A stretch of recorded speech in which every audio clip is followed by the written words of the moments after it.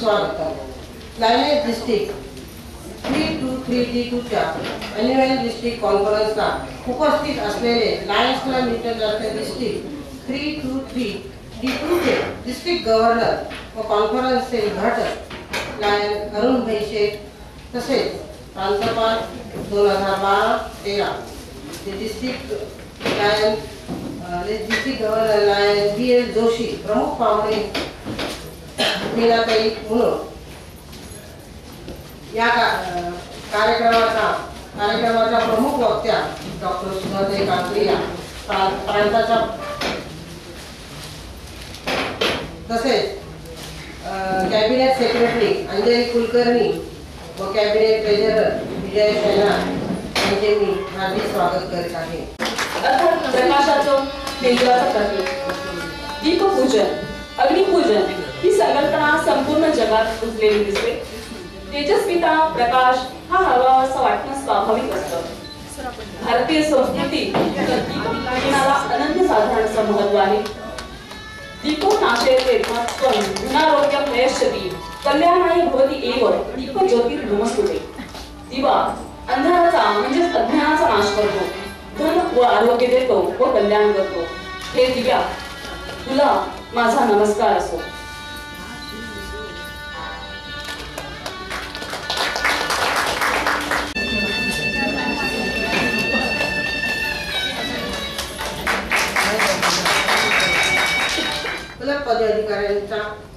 अधिकाऱ्यांनी सतत संपर्कात राहून त्यांना प्रेरणा देऊन त्यांच्यात आत्मविश्वास निर्माण केला.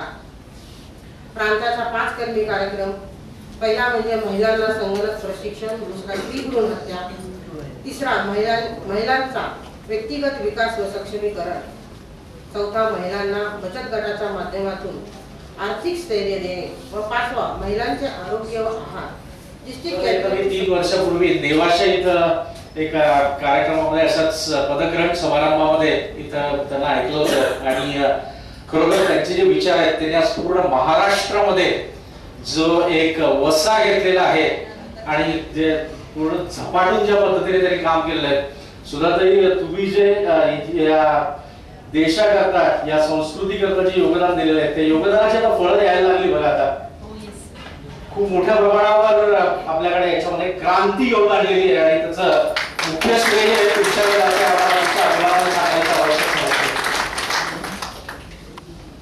आज याच विषयामध्ये थोडंसं बोलणार आहे कारण याच्यामध्ये तज्ञ किंवा लास्ट वर्ड असलेल्या सुधाताई इथं आहेत. पण मी एक नवनिर्वाचित प्रांतपाल म्हणून ज्या मनातल्या काही संकल्पना आहेत त्यातल्या संकल्पनेतले हा एक विषय आहे आणि सुधाताई असताना त्यांच्या समोर मला बोलायला याच्यामध्ये निश्चितपणे आवडेल कारण मला याच्यामध्ये तुमचं मार्गदर्शन याच्यामध्ये खूप मोठ्या प्रमाणात अपेक्षित आहे.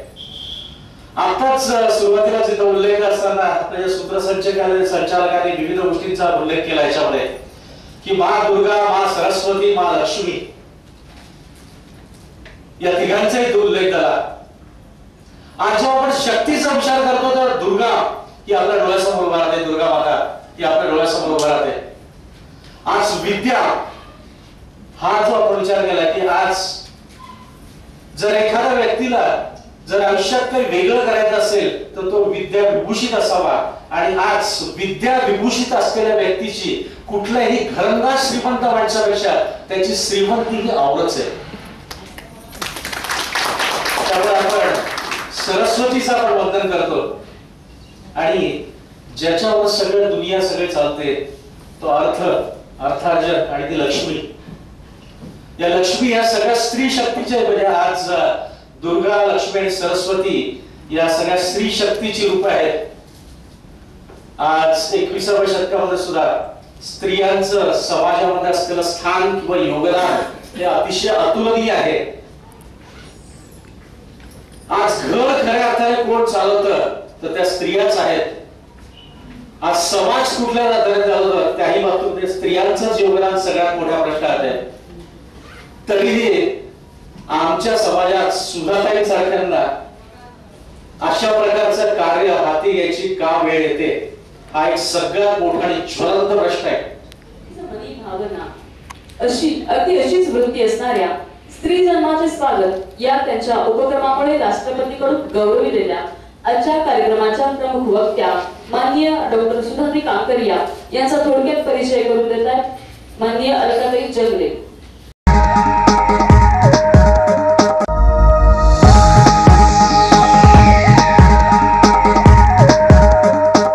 आता वळूया आपल्या पुढच्या कार्यक्रमाकडे.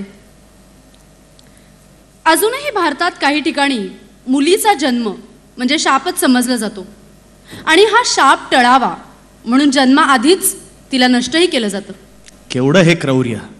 आणि हे जर असंच चालत राहिलं तर निसर्गाचा समतोल बिघडायला वेळ लागणार नाही. या धोक्याची जाणीव करून देण्याचा आमच्या हिरकणीचा हा प्रयत्न.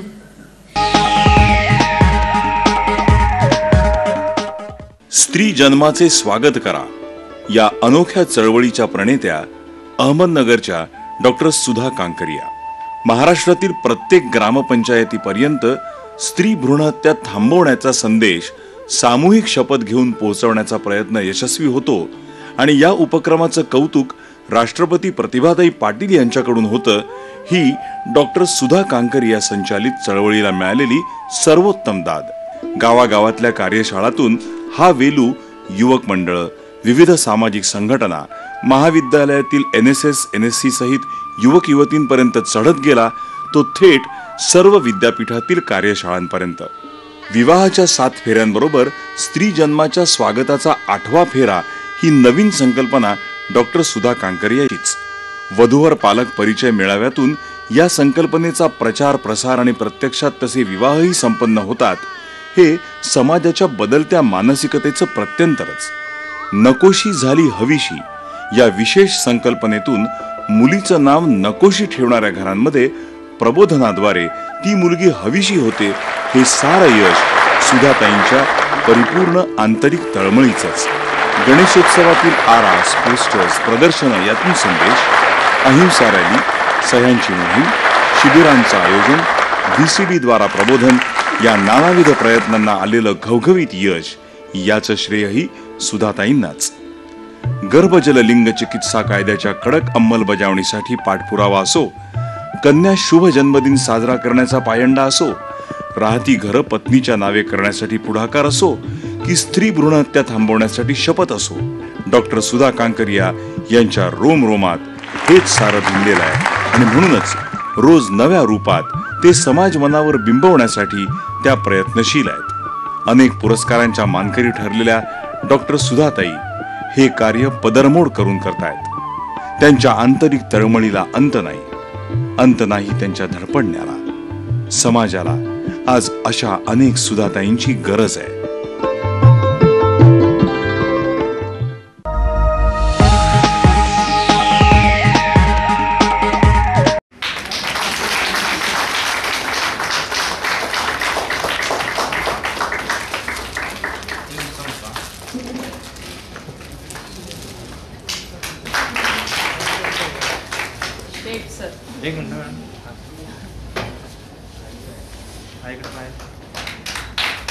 म्हणते आता तरी विचार करा, वंशाचा दिवा खरा कोण तुम्ही ओळखा.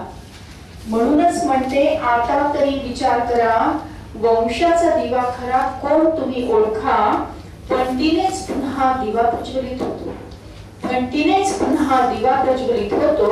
स्त्री असो वा पुरुष, जन्म तर स्त्रीच्याच पोटी घ्यावा लागतो. आईची महती कशाला हवी सांगायला, आईची महती कशाला हवी सांगायला. चला सज्ज होऊया स्त्री भ्रूण हत्या थांबवायला, चला सज्ज होऊया स्त्री जन्माचे स्वागत करायला. महापाप घडलेला आहे. खरं म्हणजे हा छोटासा जीव ज्याला बोलता येत नाही, तक्रार करता येत नाही, वकील पत्र देता येत नाही, इवलीशे हात बाहेर काढून आईला मिठी मारता येत नाही, आपलं मनोगत सांगता येत नाही, अशा या निष्पाप कोवळ्या निरागस अशा जीवाची हत्या करण्याचं महापाप आपण करत आहोत.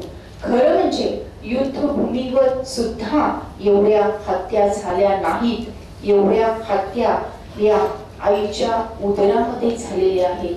खरं म्हणजे आईचं उदर हे तीर्थक्षेत्र असं आपण भारतीय लोक मानतो. या तीर्थक्षेत्राला स्मशानभूमी करण्याचं अत्यंत वाईट असं कृत्य आज आपल्याला होताना दिसत आहे. ही जी चिमुकली आहे, जी आईच्या पोटात आहे, जी आईच्या उदरात आहे, ती आपल्या आईला म्हणते की आई, तुझं बाबांचं, आजींचं, आजोबांचं बोलणं काल रात्री ऐकलं मी आई. तुम्ही सगळ्यांनी मिळून ठरवले ना की उद्या मला डॉक्टर काकांकडे घेऊन जायचं. आई आई असं करू नको ग, मला डॉक्टर काकांकडे घेऊन जाऊ नको ग. ते डॉक्टर काका मोठं मोठं शस्त्र घेतील ग आई, माझ्या डोक्याच्या चिंध्या चिंध्या करून टाकतील ग. एवढीशे नाजूकशे माझे हात पाय आई तोडून टाकतील ग. रक्तबंबाळ झालेला माझा देह आई उकड्यावर फेकून देतील. कुत्रे झडप घालतील, तोंडात पकडतील, गल्लीभर फिरवतील ग आई. रक्तबंबाळ झालेला माझा देह आई तुला पाहावला जाईल. माझ्या शरीराची झालेली विटंबना आई तुला सहन होईल. नाही आई नाही, तुम्ही सहन करू शकणार नाही ग. आई असं करू नको ग. नाही आई नाही, मी तुला हट्ट करणार नाही ग. मला लाडू नको, पेढे नको, करंजी नको, पुरणपोळी नको, काही गोडधोड देऊ नकोस ग. कालची उरलेली अर्धी असलेली भाकरी जरी मला दिलीस ना तरी चालेल आई. 2-2, 3-3 दिवस आई ती मी पुरून पुरून खाईल ग. नाही नको आई, खेळणी नको ग मला, नवीन कपडे पण नको ग. ताईचे जुने झालेले कपडे दिलेस ना आणि फाटले तरी ते मी शिवून शिवून घालेल ग. आई मला जन्म घेऊ दे ग, मला तुझ्या मांडीवर खेळायचे, आजी आजोबांच्या गोष्टी ऐकायचे, तुझं बोट पकडायचे, बाबांचं बोट पकडायचे, शाळेत जायचे. आई मला एवढं शिकायचे की माझ्या हुंड्याचा प्रश्नच येणार नाही ग. आई मला तुझ्या म्हातारपणाची काठी व्हायचे, बाबांच्या म्हातारपणाची काठी व्हायचे. आई आई तुला असं वाटत नाही का ग की झाशीच्या राणीची क्रांती करण्याची उमेद माझ्यामध्ये असेल, सावित्रीबाई फुलेंसारखं शिक्षणाची ज्योत पुढे नेण्याची शक्ती माझ्यामध्ये असेल, जिजाबाईंचा मातृशक्तीचा आविष्कार माझ्यामध्ये असेल. आई मला हे सगळं करायचंय ग, पण कधी तू मला जन्म दिला तरच ना. वेळ नाही गेली अजून हाक देते मी तुला, वेळ नाही गेली अजून हाक देते मी तुला. खुडू नको कळी आई, खुडू नको कळी आई. देश घडवायचा आहे मला, देश घडवायचा आहे मला. अशी आर्तशी हाक ही चिमुकली आपल्या सगळ्यांना देत आहे. मग हाकेला जर आपल्या पहिला कलम आहे संकल्प करणे. संकल्प केल्याशिवाय सिद्धी मिळत नाही हे आपल्या सगळ्यांना माहिती आहे. म्हणून आपण आधी वैयक्तिक पातळीवर संकल्प करा की मी माझ्या कुटुंबामध्ये एकही स्त्री भ्रूण हत्या होऊ देणार नाही आणि प्रत्येक स्त्री जन्माचे मी स्वागत करेन. नंतर एक लायन्स क्लब, एक लायनेस क्लब म्हणून आपण एक ठराव घ्या की आमच्या क्लबच्या सभासदांमध्ये एकही स्त्री भ्रूण हत्या होणार नाही आणि प्रत्येक स्त्री जन्माचे आम्ही स्वागत करू. आपण ज्या ठिकाणी कार्यरत आहात त्या शहराची काळजी आपण घ्या, त्या गावाची काळजी आपण घ्या, त्या गावामध्ये ग्रामसभा घ्या, ठराव घ्या, त्यासाठी समितीचं गठन करा आणि या ठरावाची अंमलबजावणी करण्यासाठी प्रयत्नशील राहा. हा झाला पहिला कलम. दुसरा कलम आहे की आपल्या परिसराचा अभ्यास झाला पाहिजे. आपण आज नाशिकहून आले आहात, पुण्याहून आला आहात, नगरहून आला आहात, मालेगावहून आलेला आहात आणि आपल्या आपल्या गावाची आपल्याला माहिती पाहिजे की 1991 साली किती संख्या होती, 2001 ला किती झाली, 2011 ला कशी घसरली आणि आज या महिन्यामध्ये मुलींची संख्या किती आहे याचा अभ्यास करा. अभ्यास करणे हा दुसरा कलम झाला. तिसरा कलम आहे लोक सहभागातून 1 रुपयाची जादू योजना राबवणे. खरं म्हणजे या सगळ्या कार्यक्रमासाठी लोक सहभाग खूप महत्वाचा आहे. जोपर्यंत लोक सहभाग होत नाही तोपर्यंत लोक परिवर्तन होणार नाही, लोकांच्या मनामध्ये असलेला गैरसमजुती दूर होणार नाही. म्हणून लोक सहभागासाठी आपल्याला 1 रुपयाची जादू योजना तुमच्या लायनेस क्लब साठी राबवता येऊ शकेल. एक छोटीशी माहिती मी इथे घेईन की आपल्या लायन्स क्लब आणि लायनेस क्लब मिळून एकंदरीत किती सभासद आहेत? 4300 सभासद आहेत. आणि या 4300 सभासदांनी असा ठराव घेतला की आम्ही 1 रुपयाची जादू योजना राबवू आणि ठराव घेतल्यानंतर या 4300 घरामध्ये जर मुलीचा जन्म झाला आणि प्रत्येकाने केवळ 1 रुपया भविष्य निधी म्हणून दिला तर 4300 रुपये जमा होतील. हे 4300 रुपये तुम्ही 20 वर्षासाठी फिक्स डिपॉझिट मध्ये ठेवले तर त्याचे जवळपास 27-28 हजार रुपये होतील आणि त्यातून भविष्य या मुलीचं, नवजात बालिकेचं भविष्य सुरक्षित राहील. आपण लायन्स क्लबचे किंवा लायनेस क्लबचे किंवा एक व्यक्ती म्हणून आपल्यासाठी 1 रुपया काहीच नाही, पण त्यासाठी जर आपल्याला लखपती योजना राबवायची असेल, प्रत्येक लायन्स परिवारातील मुलगी जर लखपती करायची असेल तर 15,000 भागिले 4,300 गणित करून मला सांगा, तोपर्यंत मी पुढचं बोलते. 15,000 भागिले 4,300 जर समजा आपण 5,000 एकंदरीत पकडले, 360, मग प्रत्येक घराने केवळ 3 रुपये 60 पैसे दिले तर तुमच्या लायन्स क्लब मध्ये जन्माला येणारी प्रत्येक मुलगी ही लखपती होणार आहे. आणि केवळ आपल्याला 3 रुपये 60 पैसे एवढेच पैसे द्यायचे आहेत प्रत्येक मुलीच्या जन्माच्या स्वागतासाठी. एवढं आपण देऊ शकत नाही असं मला वाटत नाही. आपण 5 रुपयाचं तर आता नाणं आणि नोट सुद्धा आपल्याला सापडत नाही, मिळत नाही, आणि सरासरी आपण 5 रुपये म्हटलं तर कोणाला ते काही अवघड नाही. पण यामुळे तुमच्या लायन्स परिवारामध्ये जन्माला येणारी प्रत्येक मुलगी ही आपोआप लखपती होणार आहे. त्याचं ओझं कोणावरही होणार नाही आणि त्यातून लोक सहभाग साधला जाणार आहे. जर लायन्स परिवारातून जर हे पैसे जात असतील तर या परिवारामधील वडीलधारी मंडळी असेल, पती पत्नी असेल किंवा त्यांची मुलं आहेत, या सर्व परिवाराला स्त्री जन्माच्या स्वागत करण्याची सवय लागणार आहे. कारण मुलगा झाला, पेढे वाटले जातात, आनंद व्यक्त केला जातो आणि सुशिक्षित घरामध्ये सुद्धा, श्रीमंत घरामध्ये सुद्धा मुलगी झाली तो उदास वातावरण निर्माण होतं. चौथा कलम आहे फक्त मुली असलेल्या परिवाराचा सन्मान करणे.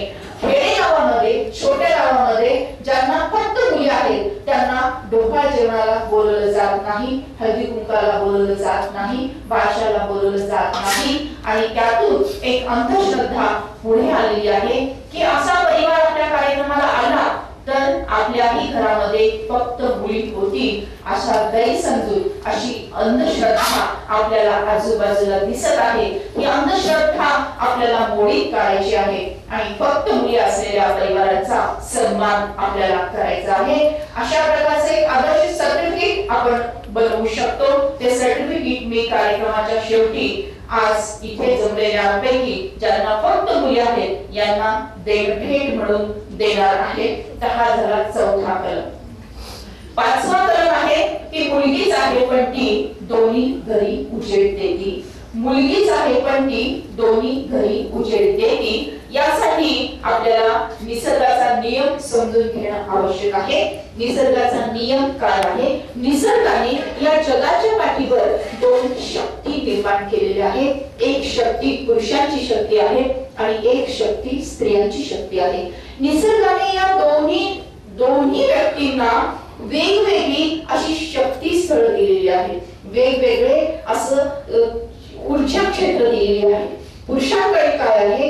धाडस आहे, पराक्रम आहे, आक्रमकता आहे, नेतृत्व आहे, कर्तृत्व आहे. स्त्रीकडे काय आहे? प्रेम आहे, माया आहे, ममता आहे, आपुलकी आहे, वात्सल्य आहे, मातृशक्तीचा आविष्कार आहे आणि निर्मितीची क्षमता आहे. आणि या दोन्ही पण गोष्टी इतक्या तुल्यबळ आहेत की जीवनाला पूर्णत्व प्राप्त होण्यासाठी दोघांनीही आपापल्या शक्तींना उजागर केलं आणि एकमेकांच्या समवेत हातात हात घालून काम केलं तर सकारात्मक सामाजिक परिवर्तन होण्यास वेळ लागणार नाही. ही भावना मी एका कवितेतून मांडलेली आहे. कवितेचं नाव आहे तो आणि ती. तो म्हणजे पुरुष आणि ती म्हणजे स्त्री. तो मंत्र असेल तर ती पूजा आहे. तो मंत्र असेल तर ती पूजा आहे. ती आरती असेल तर तो प्रसाद आहे. तो मंत्र असेल तर ती पूजा आहे. ती आरती असेल तर तो प्रसाद आहे. तो मेंदू असेल तर ती बुद्धी आहे. तो विचार असेल तर ती कृती आहे. तो संस्कार असेल तर ती संस्कृती आहे. तो माणूस असेल तर ती माणुसकी आहे. तो दसरा असेल तर ती दीपावली आहे आणि तो तिळगुळ असेल तर ती संक्रांत आहे. मंत्र म्हटल्याशिवाय पूजा पूर्ण होत नाही, आरती झाल्याशिवाय प्रसाद मिळत नाही, मेंदूमध्ये आवश्यक आहे बुद्धी, विचार केल्याशिवाय घडत नाही, कृती माणसामध्ये आवश्यक आहे, माणुसकी अनेक संस्कार मिळून निर्माण होते एक संस्कृती. दसऱ्यानंतर येते दीपावली आणि संक्रांतीचा सण तिळगुळ दिल्या घेतल्या वाचून साजरा होऊ शकत नाही. असं असतं स्त्री आणि पुरुषांचं नातं, एकमेकांसमवेत निर्माण होतं पूर्णत्व, नाही तर ते असतं अधुरं अधुरं अधुरं. मी आपल्याला 5वा कलम सांगते की मुलगीच आहे पण ती दोन्ही घरी उजेड देती. यातले जे गैरसमज आहेत हे गैरसमज मी आपल्या समोर मांडणार आहे आणि यासाठी आमचे बंधू आणि आमच्या भगिनी दोघांचाही महत्वाचा रोल हा आवश्यक आहे. पहिला गैरसमज आहे की मुलगा म्हणजेच वंशाचा दिवा आणि मुलगी म्हणजे पराया धन. या एका वाक्यावर मी 3.5 तास बोलू शकते, पण वेळेचं बंधन आहे. केवळ एवढंच मी म्हणेन की मुलाचा किंवा मुलीचा जन्म जर व्हायचा असेल तर कोणाच्या पोटी घ्यावा लागतो? आईच्या पोटी घ्यावा लागतो. मग आईच नसेल तर मुलाचा किंवा मुलीचा जन्म होईल का? मुलाचा किंवा मुलीचा जन्म झाला नाही तर मानव वंश पुढे जाईल का? मग मानव वंश पुढे जाण्यासाठी कोण आवश्यक आहे? आई आवश्यक आहे. मग वंशाचा दिवा झालं कोण? मुलगी झाली वंशाचा दिवा. पण समाजाच्या मनामध्ये हा एक खोलवर रुजलेला हा एक गैरसमजुतीचा भाग आहे की मुलगा हाच वंशाचा दिवा. म्हणून हे जे विधान आहे की मुलगा वंशाचा दिवा असेल तर मुलगी पराया धन आहे, हे विधान आपल्याला बदलायचं आहे. आणि आपल्याला विधान असं करायचं आहे की मुलगा वंशाचा दिवा असेल तर मुलगी वंशाची पणती आहे आणि दोन्ही घरांना उजेड देण्याचं पवित्र कार्य ती करत आहे. हा एक भाग 5व्या कलमातला झाला. दुसरा भाग आहे 5व्या कलमातला की जर कुटुंबामध्ये मुलाचा जन्म झाला नाही तर दोष हा आईला दिला जातो. हे कसं चुकीचं आहे हे विज्ञान आपण समजून घ्या. आईकडे X आणि X असे 2 गुणसूत्र असतात, वडिलांकडे X आणि Y असे 2 गुणसूत्र असतात. आईकडून X आला, वडिलांकडून X आला, 2 X झाले. कोणाचा जन्म झाला? मुलीचा जन्म झाला. आईकडून X आला, वडिलांकडून Y आले, XY झाला. कोणाचा जन्म झाला? मुलाचा. म्हणजे मुलाचा जन्म होण्यासाठी कुठलं गुणसूत्र आवश्यक आहे? Y गुणसूत्र आवश्यक आहे. आणि हे Y गुणसूत्र कोणाकडे आहे? वडिलांकडे आहे. म्हणजेच मुलगा किंवा मुलगी जन्मणे हे केवळ पतीच्या गुणसूत्रावर अवलंबून आहे. पण आपल्या समाजामध्ये आईला कोसलं जातं, तिच्यावर अन्याय केला जातो, अत्याचार केले जातात, बाळांपणावर बाळांपण लाभले जातात, दुसरं लग्न करण्याची धमकी दिली जाते. हे सगळं आपल्याला बंद करायचं आहे आणि यासाठी खरं विज्ञान आपल्याला समाजाला समजून सांगायचंय. आणि यासाठी आमचे सगळे बंधू आणि सगळ्याच भगिनी यांनी हातात हात घालून काम करण्याची आवश्यकता आहे. हा झाला 5वा कलम. 6वा कलम, नकोशीला करूया हमीशी. अनेक ठिकाणी मुलीचं नावच नकोशी ठेवलं जातं. 2007 साली जेव्हा मी सातारा इथे कार्यशाळा घेत होते तेव्हा एक ताई माझ्याकडे आल्या आणि मला म्हणाल्या की मला ना जगावंसच वाटत नाही. आणि खोलवर चौकशी केल्यानंतर मला समजलं की त्यांचं नाव नकोशी आहे आणि म्हणून त्यांना सगळे नको नको म्हणतात. मग मी जगायचंच तरी कशाला हा प्रश्न त्यांच्या जीवनामध्ये उभा राहिलेला आहे. आणि त्यानंतर त्या क्षणी मी संकल्प केला की या नकोशीला हवीशी आपण केलं पाहिजे. आणि म्हणून मग त्यांच्या मी घरी गेले, त्यांच्या पालकांशी संवाद साधला आणि त्यानंतर त्या नकोशीचं नाव भाग्यश्री ठेवलं. ही 2007 ची पहिली घटना. त्यानंतर मी सगळ्या महाराष्ट्रातल्या सगळ्या गावोगावी जेव्हा हिंडत होते तेव्हा सगळ्या डिस्ट्रिक्ट हेल्थ ऑफिसरना पत्र लिहिलं की समाजामध्ये नकोशीचा खूप मोठा प्रश्न आहे आणि यासाठी आपण सोबत काम करूया. आणि त्यामुळे जवळपास महाराष्ट्रामध्ये 832 पेक्षा जास्त नकोशी नावांच्या मुलींचं नामकरण, त्यांचं शिक्षण, पोषण आणि स्वावलंबन अशा पद्धतींना त्यांना हवीशी करण्यामध्ये आपण यश प्राप्त केलेलं आहे. आपल्याही परिसरामध्ये ज्या ज्या नकोशी नावाच्या मुली असतील त्यांना आपल्याला हवीशी करायची आहे. त्याचे 3 टप्पे आहेत. पहिला टप्पा की नकोशी नावाच्या मुलीचा शोध घेणे आणि तिचं नामकरण करणे. शोध घेत असताना अंगणवाडी ताईंकडे त्यांच्या मुलाचं रजिस्ट्रेशन केलेलं असतं, नावं लिहिलेली असतात, ते आपण पाहू शकतो. किंवा बचत गट किंवा पल्स पोलिओचं लसीकरण करण्यासाठी घरोघरी जाणाऱ्या आमच्या भगिनी असतात, त्यांच्या माध्यमातून नकोशी नावाच्या मुलीचा शोध आपण घेऊ शकतो. त्यांच्या घरी जाऊन त्यांच्या पालकांशी संवाद साधू शकतो आणि कुठल्याही कार्यक्रमामध्ये औक्षण करून त्यांचं आपण नामकरण करू शकतो. त्यानंतरचा टप्पा शिक्षण आणि पोषण. 12वी पर्यंत शिक्षण मोफत आहे, त्यासाठी प्रोत्साहन आपण दिलं पाहिजे. आणि शेवटचा टप्पा म्हणजे स्वावलंबन.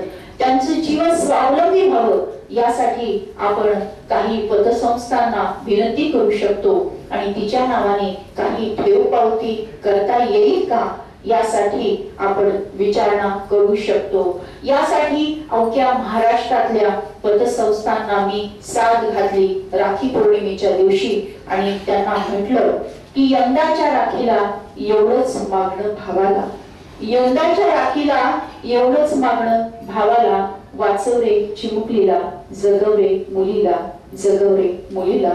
आणि 1000 पतसंस्थांना मी पत्र पाठवले. त्यातील 32 पतसंस्थांनी ताबडतोब ठराव केला आणि मुलीच्या नावाने फिक्स डिपॉझिट केलं. मी आपणाला विनंती करेन की आपापल्या कार्यक्षेत्रामध्ये जिथे जिथे तुम्हाला पतसंस्था सापडतील तिथे तिथे तुम्ही त्यांना अशी विनंती करा. त्याचं ड्राफ्टिंग, त्याचा ठरावाचं ड्राफ्टिंग माझ्याकडे उपलब्ध आहे. या कार्यक्रमाच्या शेवटच्या टप्प्यामध्ये आपण ते माझ्याकडून घेऊन जाऊ शकता. तर या नकोशीला करूया हवीशी हा झाला 6वा कलम. कुणी कुणी नकोशी नावाच्या मुली पाहिल्या किंवा ऐकल्या हात वर करा.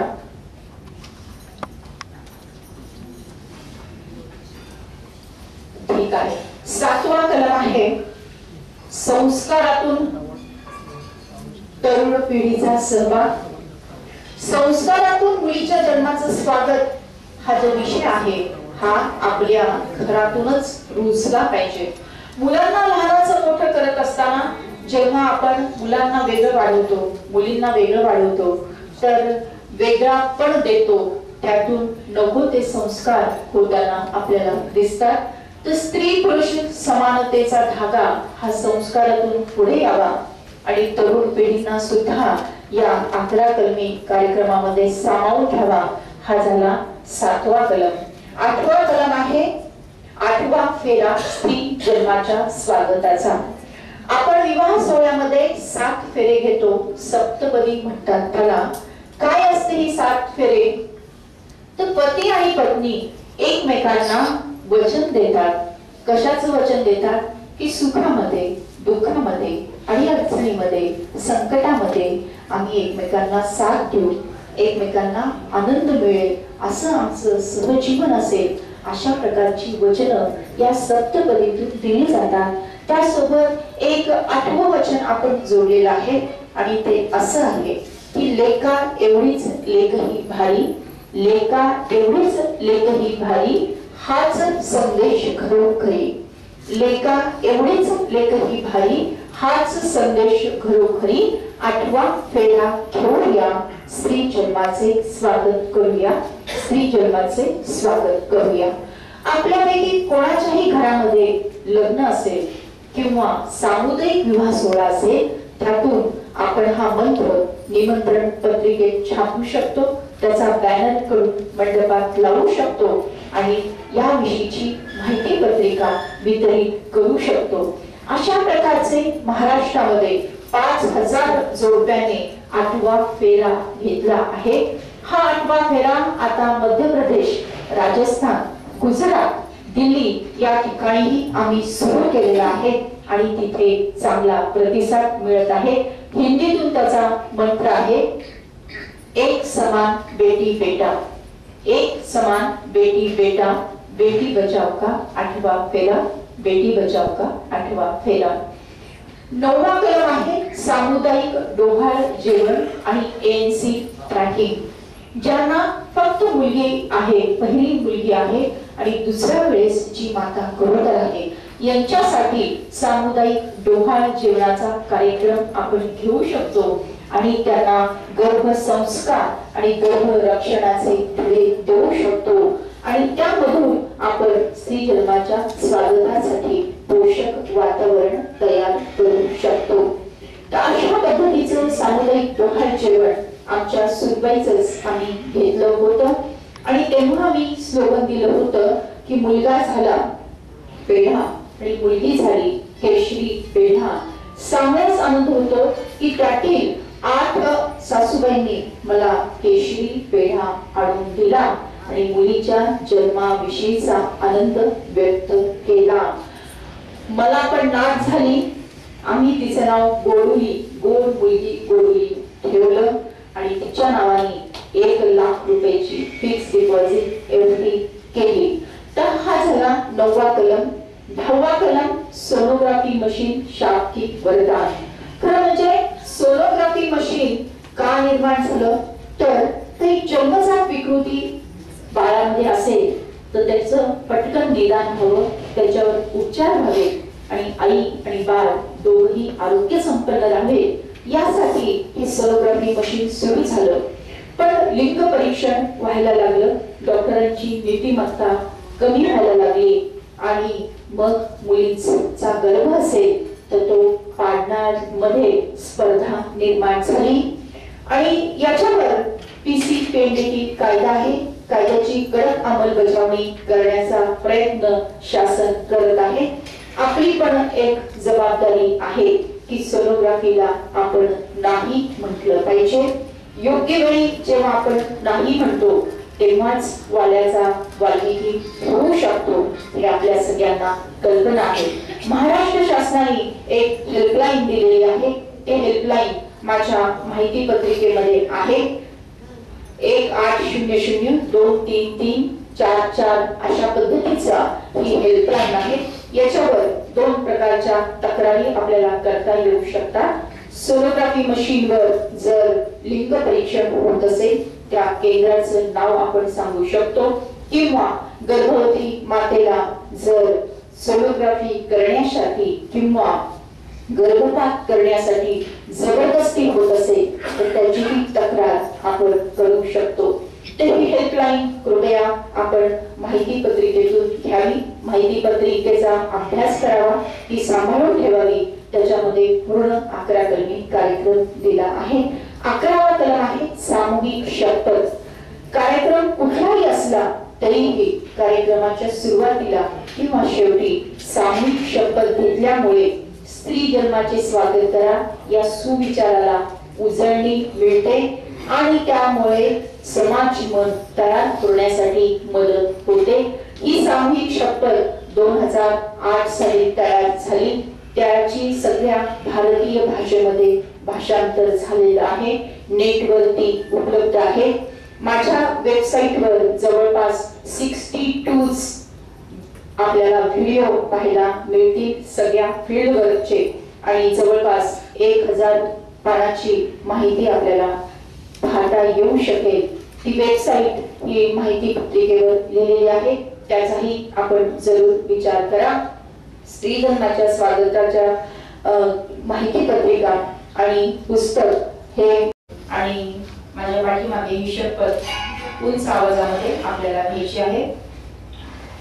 भारत माझा देश आहे, भारत माझा देश आहे. सारे भारतीय माझे बांधव आहेत, सारे भारतीय माझे बांधव आहेत. माझ्या या देशात स्त्री पुरुष समानता नांदावी, स्त्री पुरुष समानता नांदावी यासाठी मी सदैव प्रयत्न करेन. यासाठी मी सदैव प्रयत्न करेन. स्त्री एक महान शक्ती आहे. स्त्री एक महान शक्ती आहे. ती अनंत काळची माता आहे. ती अनंत काळची माता आहे. मुलगा वंशाचा दिवा असेल तर, मुलगा वंशाचा दिवा असेल तर, मुलगी वंशाची पणती आहे. मुलगी वंशाची पणती आहे. तिचा आदर सन्मान, तिचा आदर सन्मान मनापासून करणे, मनापासून करणे हे माझे कर्तव्य आहे. हे माझे कर्तव्य आहे. मी हुंडा घेणार नाही. मी हुंडा घेणार नाही. मी हुंडा देणार नाही. मी हुंडा देणार नाही. मी स्त्री भ्रूणहत्या करणार नाही. मी स्त्री भ्रूणहत्या करणार नाही. करू देणार नाही. करू देणार नाही. मी स्त्री जन्माचे स्वागत करेन. मी स्त्री जन्माचे स्वागत करेन. त्याविषयी जनजागृती करेन. त्याविषयी जनजागृती करेन. अशी शपथ अशी शपथ सर्वांच्या साक्षीने सर्वांच्या साक्षीने आम्ही घेत आहोत. आम्ही घेत आहोत. हात खाली घ्यायचा आणि भारत मातेचा जय जयकार हात उंच करून उंच आवाजात करायचा. भारत माता की जय. भारत माता की जय. वंदे मातरम. धन्यवाद सर्वांनी. खाली